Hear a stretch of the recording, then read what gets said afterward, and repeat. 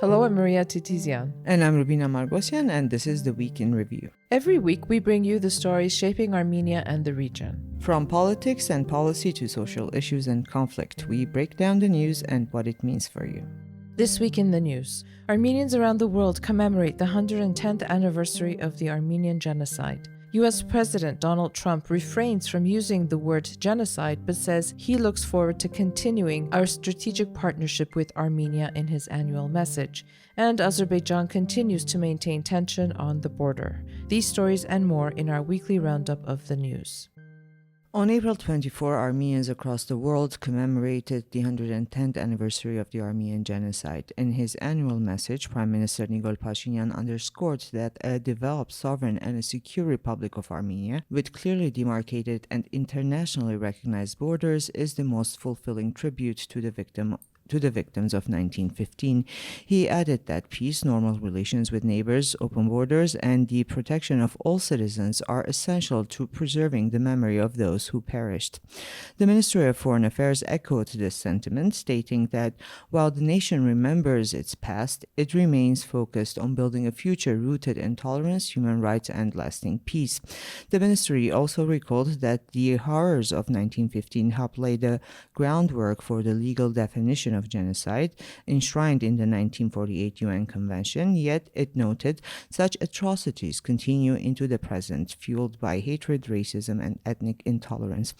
Armenia, it stressed, remains committed to global efforts aimed at early warning, rapid response, and prevention. In 2015, Armenia led the successful push to designate December 9 as the UN's International Day of Commemoration and Dignity of Genocide Victims and the Prevention of this crime.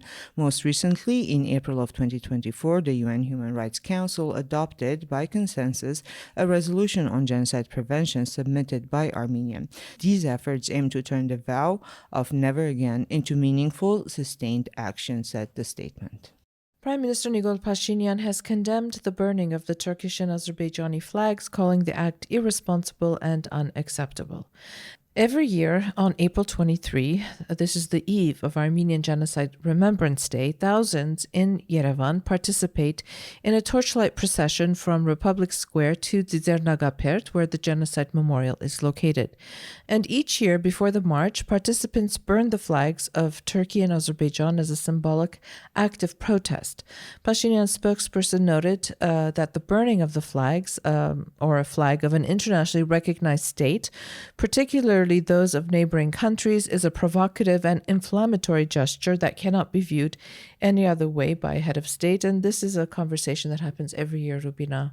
I mean, for as long as I can remember, on April 23, during the procession, just before the procession, flags are burned, and there are people who are in favor of it, people who are opposed to it, and it's just one of those unending controversies, if you will. And another thing that's always happens on April 24, Turkish President Recep Tayyip Erdogan this year as well did not break the tradition and again send a message expressing sympathy for the losses of life and the suffering by Ottoman Armenians during World War I. In his message to the Armenian Patriarch in Istanbul, he extended his heartfelt greetings to the esteemed members of the Armenian community, emphasizing that he once again respectfully commemorates the Ottoman Armenians who lost their lives under the challenging conditions of World War I and extends his condolences to their descendants. According to Erdogan, those challenging conditions included rebellions, increasing gang activities, acts of subversion carried out by armed groups, and epidemics during the World War years, corresponding to the final period of the Ottoman Empire.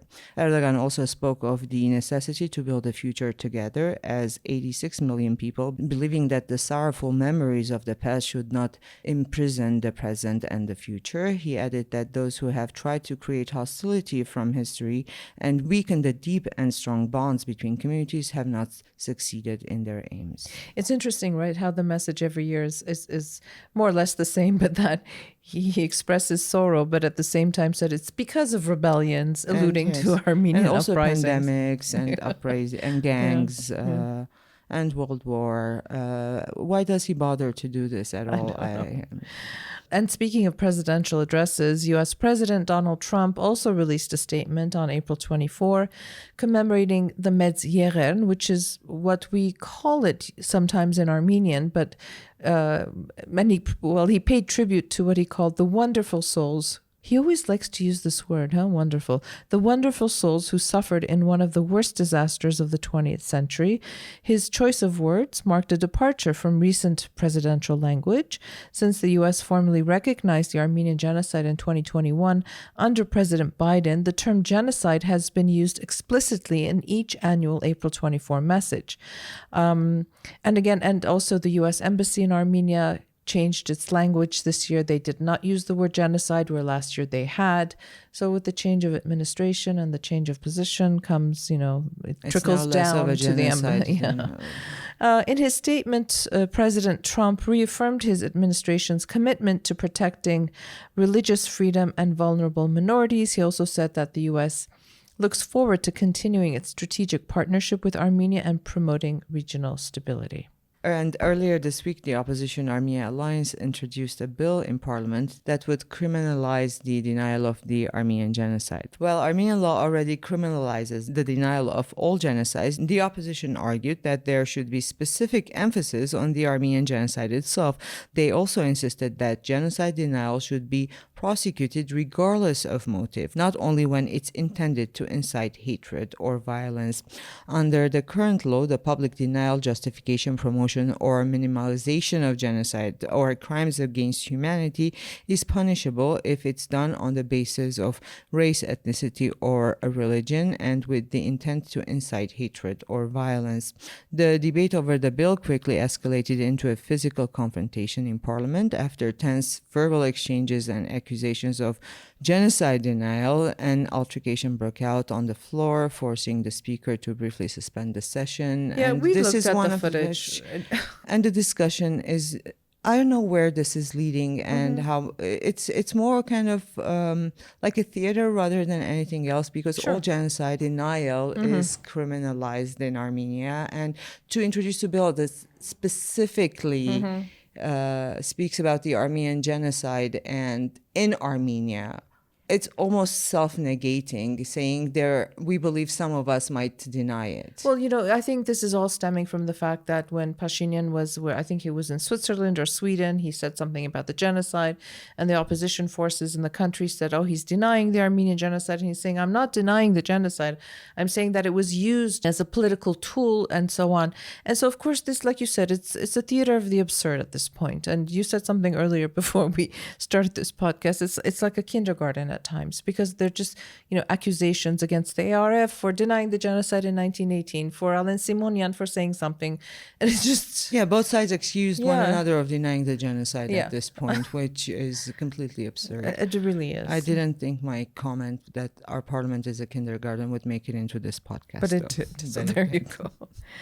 And in other news, Azerbaijan continues to maintain tension along the state border with Armenia. On April 23, Armenia's defense ministry reported that Azerbaijani armed forces opened fire toward the village of Khoznavar in the Sunik region, damaging a house. There were no casualties, thankfully. A similar incident took place on Easter Sunday, on April 20, when the same village came under fire. This time, a solar water heater on the roof of one of the homes was damaged. The ministry once again called on Azerbaijan to investigate the shelling of civilian property in Khoznavar and to issue a public explanation. It also reiterated that Yerevan has proposed to create a joint Armenia-Azerbaijan mechanism to investigate ceasefire violations or related reports, an initiative which Baku has yet to respond to. Meanwhile, the European Union monitoring mission, the EUMA, reported that over the Easter weekend, its observers conducted 27 patrols, both day and night, in areas including Khoznavar, Khenadzakh, and Aravuz. In Khoznavar, the mission confirmed damage to civilian infrastructure from two shots, possibly, this is a quote, possibly fired from an Azerbaijani position nearby. So This has been going on for weeks now, and let's see where this is all going to lead us. And however, Parliament Speaker Alan Simonian told reporters this week that he held a brief conversation with his Azerbaijani counterpart on the sidelines of the CIS summit in St. Petersburg and noted that in his view, negotiations with Azerbaijan are not at a deadlock and discussions are continuing. He emphasized that the likelihood of war will not increase in any way. He added that it is also in Azerbaijan's interest for the process to be concluded quickly. Meanwhile, Deputy Prime Minister Meher Grigoryan, who also serves as the chairman of Armenia's Border Commission handling delimitation and demarcation discussions with Azerbaijan, told Armen Press that Armenia and Azerbaijan continue to exchange opinions and proposals regarding the next phase of the border delimitation process. Grigoryan clarified that while a date for the next meeting of the Border Commissions has not been set, both sides continue to discuss the organization of the next phase of the delimitation work. In May of 2024, Armenia and Azerbaijan successfully delimited a 12-kilometer section of the northern border. The two sides have agreed to continue the demarcation process from the northern point where the Armenian, Georgian, and Azerbaijani borders meet, although no practical steps have yet been taken. Speaking of practical steps, if you'll recall, if our listeners will recall, several weeks ago, Azerbaijan and Armenia announced that they had concluded negotiations on a peace treaty, but there has been no talk of that as yet. Although Armenia keeps pushing the peace agenda, Baku has yet to sign that treaty. And speaking of Baku, the trials of former Artsakh officials continue in Azerbaijan. As we've previously noted, international lawyers are not permitted to represent the accused in Baku, and the proceedings are only being covered by Azerbaijani state-affiliated media outlets. This week, former Artsakh Foreign Minister David Babayan released an audio message through his family. In it, he said Azerbaijani media had misrepresented his statements about the 1992 events in Khojalu. According to Babayan, they presented the complete opposite of what he actually had said, misrepresenting his words entirely. He clarified that he had stated the Azerbaijani side was responsible for those events, describing them as the result of internal political struggles. He also denied claims that he had said there was a reward for the, quote, liberation of Khojalu, calling that another misrepresentation. Babayan said he plans to address these inaccuracies during his next court appearance. Azerbaijani media, meanwhile, claimed Babayan has said that those who wanted to resolve the issue by force achieved their goals and that various groups participated in the operation. They also alleged he confirmed the existence of a medal for the liberation of Khojalu and reported that he failed to answer a question from a so-called victim. That person reportedly asked why civilians weren't allowed to leave through the humanitarian corridor the Armenian side claims existed or that they had provided during the attack. According to the reports, Babayan responded, "How can one justify what was done to children and civilians? This is barbarism." In his audio message, Babayan urged the public not to worry, saying everything was fine. He emphasized that he and the others were being treated well in detention and had not faced hostility from anyone. Court sessions, he said, sometimes get intense, but remain within civilized bounds. That was the week. We didn't have much news going on in that respect. But as always, we'll talk about the articles we published this week, and one we did publish on April 24 called The Armenian Genocide Between Diplomatic Pragmatism and Moral Obligation. It's written by our staff writer Hovannes Nazaretian, and he looks at all four post-independence administrations in Armenia and how they dealt with the genocide issue as part or not part of their foreign policy. So there's, they always have to navigate this tension between the pursuit of international recognition of the genocide while maintaining diplomatic pragmatism, especially in relation to Turkey, diasporan expectations, and foreign policy priorities since independence. And you'd be surprised when you read it and things are put more clearly into perspective, right, that it's more or less the same with all the administrations. Yeah, the genocide, the pursuit of the genocide recognition is never put as a precondition to establishing relations with Turkey or opening of the border. We also published 2 book reviews. One is only in Armenian, unfortunately, and we just published it today. Let me speak about the Armenian one very Sure. briefly, even though we usually don't mention. It's beautiful. It's Gemafin Gasparian's. He's a fellow editor, journalist of Moon TV. He published a book of poetry. It's called History of Defeat. It's actually very powerful work. And he also participated in the war. He participated in the war, and it's a very accurate and honest account of raw account of, and it's just done little, with humor, with sometimes cynicism, everything that we feel every day. Unfortunately, it's only in Armenian, and we don't know how to translate poetry properly. Yeah, so because I was looking at some of the poems today, Rubina. You had the book, you brought it to the office, and I was thinking, could this be translated and it still keep the essence of what he's trying to say? And one of the ones that I really liked is they ask, it's a conversation. What have you done today? I've written a status on Facebook. What did you want to do? I wrote a status on Facebook, and it's almost poking at our own, layers and layers of weakness as well. And the other book review is by Ani Boghosian. It's called The Guest Who Stayed, Rasmus Chambek's Last Dispatch from Artsakh. The book is called I Die Slowly Every Day. It's by a Swedish journalist, Rasmus Chambek, who offers a rare, intimate account from Artsakh before its ethnic cleansing. It's a powerful testament to memories, resistance, and the journalist's role amid silence and political erasure. And it's also accompanied, both these books are accompanied by powerful visuals. Rasmus's book has Arek Balayan's photography in it, documentary photography, and also Gemafin's book has very powerful illustrations by David Koçun. Yeah, they're both fantastic. And this last one was written by Ani Boghosian. She's just sort of joined us as a new writer here at EVN Report. And we also published a long-suffering piece, if you will, by Margarita Ghazarian. It's a review of an exhibition called Women, Peace, Art, Breaking or Reinforcing Stereotypes. And it was an exhibition that showcased 8 female artists who tried to address the concept of peace amid, war. And she says that while it was ambitious, the exhibition really struggled with essentialist portrayals of women, often reinforcing stereotypes instead of challenging them. And it got a lot of responses. And the first time I was reading the piece, I was like, okay, maybe the next artist has not fallen into the stereotypical narrative trap of womanhood or what women.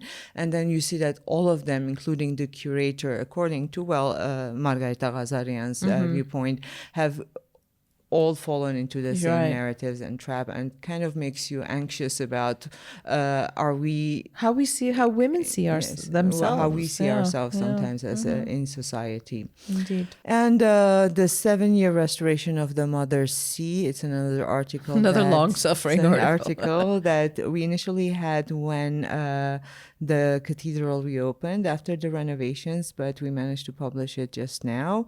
It was an interesting read for me, to be honest, because it looked at sort of the nuances, the intricacies of what it means to restore a cathedral that is that old, and how certain parts of the building were being held together precariously by plaster, and the frescoes had to be redone, and there was like an apricot tree sprouting from the bell tower. And what started just like cutting off the vegetation turned into a 7-year restoration project. Yeah.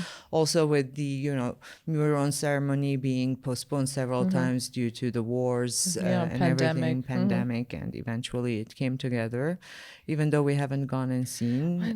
There's a lot of things we haven't done, Rubina. Yes. One of these things. And as we usually do once a month, we put the month's articles in one issue. And we call Month on View. Month on View. This time it was March on View. And it's, again, a nice way to look back and see what had happened during the month, what were the important subjects, and all the discussions we tried to have with our readers. Right.